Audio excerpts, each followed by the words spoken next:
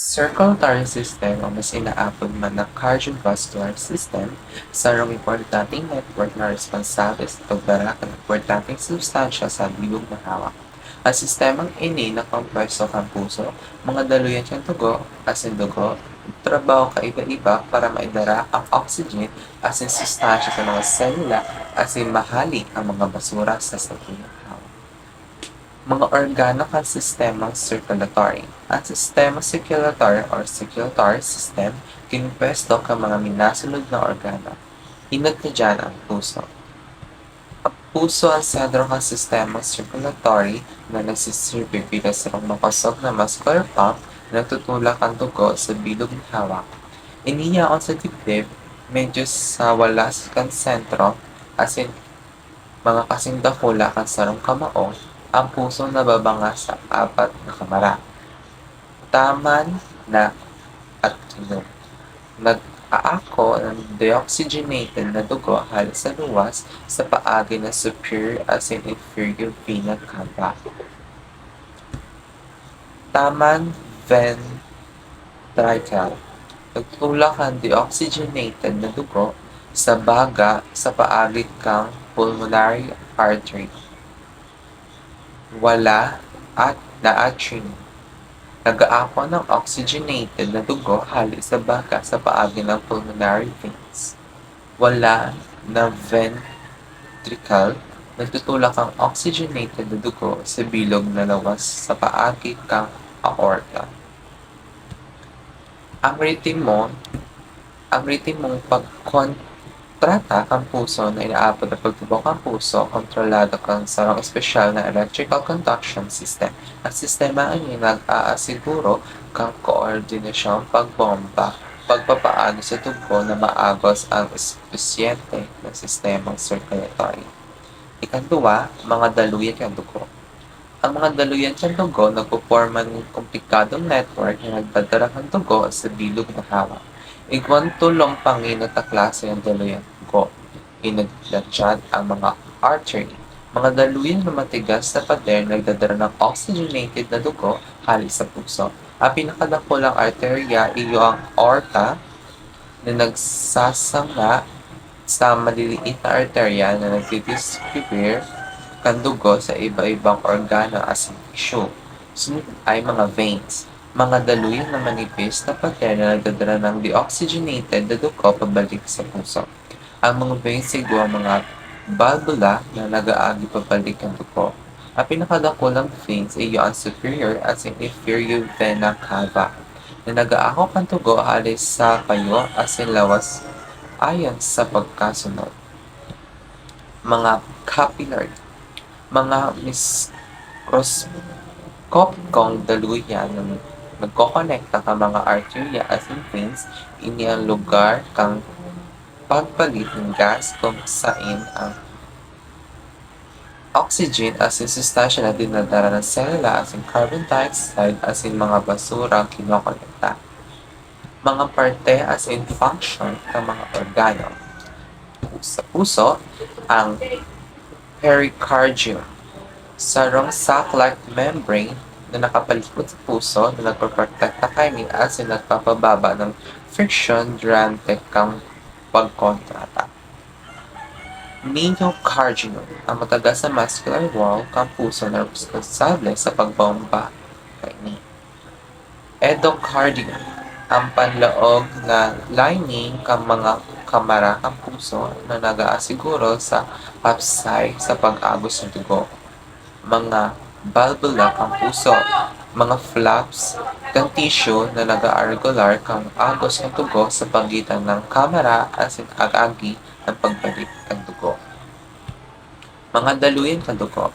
Tunica intima, ang panloob na lining kang mga daluyan ng dugo na kompreso kang hapsay na endothelium na nag-aagi sa pag-agos ng dugo.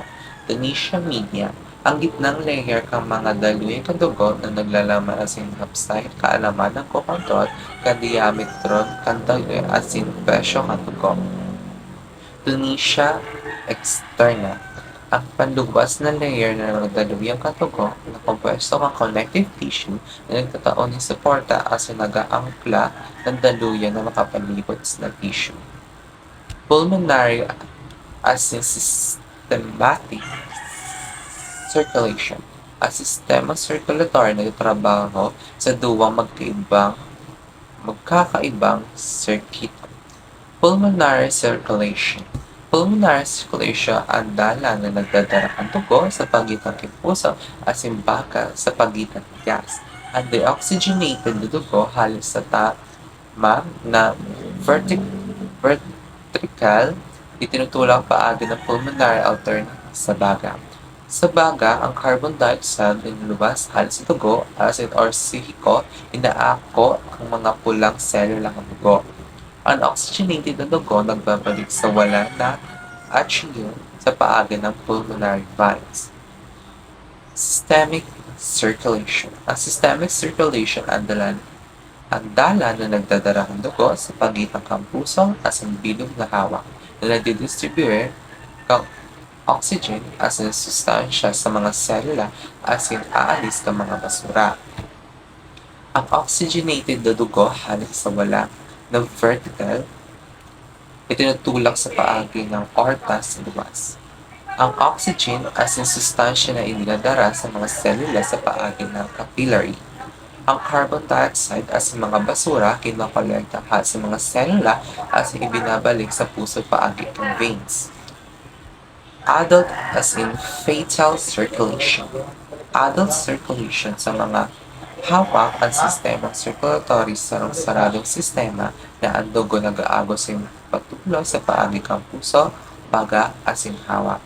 Ang puso nagtutulak ng dugo sa baga para sa oxygen as in dangan sa hawak para sa distribuer ng oxygen as in sustansya. Fetal circulation. Ang fetal circulation na iiba sa adult circulation dahil sa fetus na nag-aahon ng oxygen at sustansya halin sa placenta, pako sa baga. Ang fetal circulation system ay mga pirang mga adak. Foramen ovule, sarong bukhana sa pagitan ng tama at sinwala na atsiyong nagpapaagi ng oxygenated dugo halos sa placenta na liwaton ang baga at nagpapasulod sa wala ng vertical.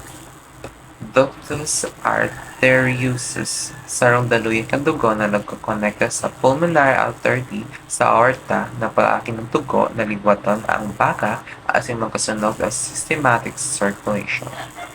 Ductus venosus, sarong daluyan ng dugo na nagkokonekta kan umbilical vein sa inferior vena cava nagpapaagi sa oxygenated dugo halos sa placenta na luwaton ang atay asin makapalusod sa tama na atrium. Sa pagkamuntag ang mga adaptasyon na ini nagsasara o nagbabago ng ibang mga estruktura na naglilipat ang sistema circulatory sa adult pattern.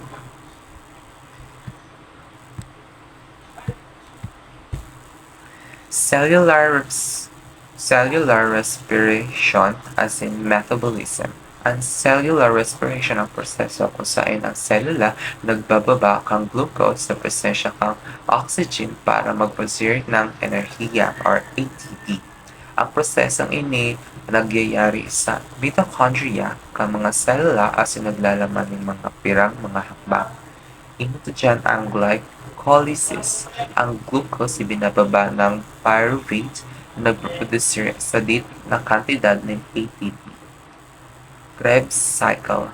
Ang pyruvate ibinababa pa ng nagproduce ng mas takol na ATP as in electron carriers or NADH as in FADH2. Electron transport chain. Ang electron carriers nagdadala ng mga electron na nagtulak ang produksyon na dakol na kantidad ng ATP. Ang metabolism na nakabilugan kang gabos na reaksyon chemical na nangyayari sa loob ng sarong nabubuhay na organismo. Ining nagdala naman ng proseso aragang anabolism.